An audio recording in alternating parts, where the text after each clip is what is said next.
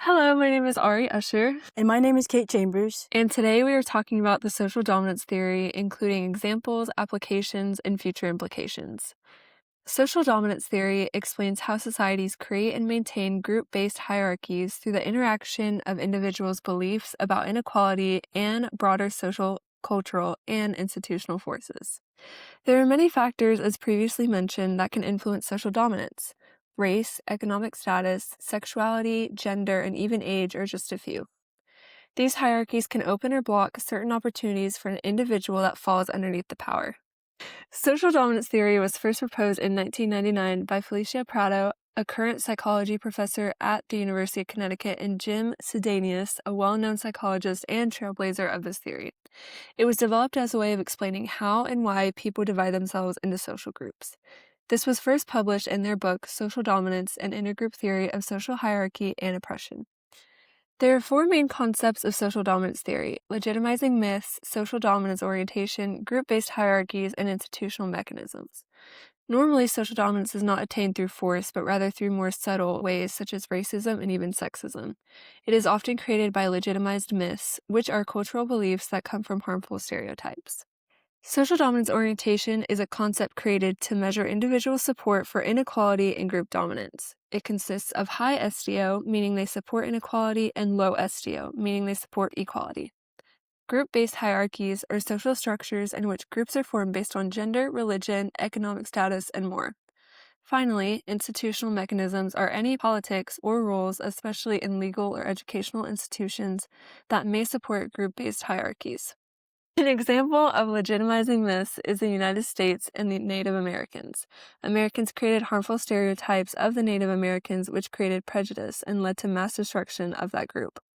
For social dominance orientation, people who supported the 1991 U.S. invasion of Iraq scored higher on SDO, and those that scored low endorsed the use of our military forces for humanitarian efforts in the Middle East. Group-based hierarchy can be seen in the workplace, especially in salary and treatment differences between men and women.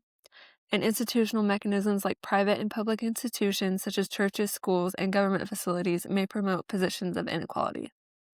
One example of a character in media that upholds a hierarchy of social dominance is Miranda Priestley from The Devil Wears Prada. She doesn't control her employees through physical force. Instead, she maintains power through fear, status, and unspoken consequences. Throughout the film, she reinforces a clear hierarchy. Her employees constantly try to meet her expectations, not because they're forced to, but because failing to do so could cost them their careers. Even small moments, like a look of disapproval, carry a lot of weight. This shows how social dominance can operate through social pressure and power dynamics, rather than direct control.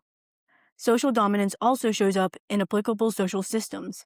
In workplace hierarchy, people with high social dominance orientation are drawn to hierarchy-enhancing jobs that maintain status differences, while those with low SDO prefer roles that attenuate hierarchy. In intergroup relations, high SDO uses legitimizing myths, such as promoting stereotypes that can be either positive or negative. Low SDO uses terms and phrases of equality. In social policy and politics, high SDO individuals often favor policies that maintain in-group superiority. Low SDO individuals, on the other hand, favor laws which lessen hierarchy. Understanding social dominance helps us recognize how these hierarchies are maintained, especially through control over resources, influence, and social norms. Future research could explore why some individuals are more likely to support hierarchical systems while others oppose them. This could include factors like personality, upbringing, and social experiences. Another important question is how certain individuals rise to positions of power within these systems. What traits or circumstances allow them to maintain dominance over others? Answering these questions could help us better understand not just how social dominance works, but how it might be changed. Taken together, these examples show that social dominance is not just a theory, it's something that actively shapes both individual interactions and entire societies. From historical movements to everyday workplace dynamics, systems of hierarchy work as agents influencing who has power and how that power is maintained.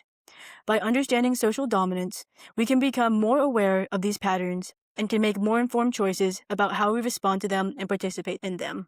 Thank you.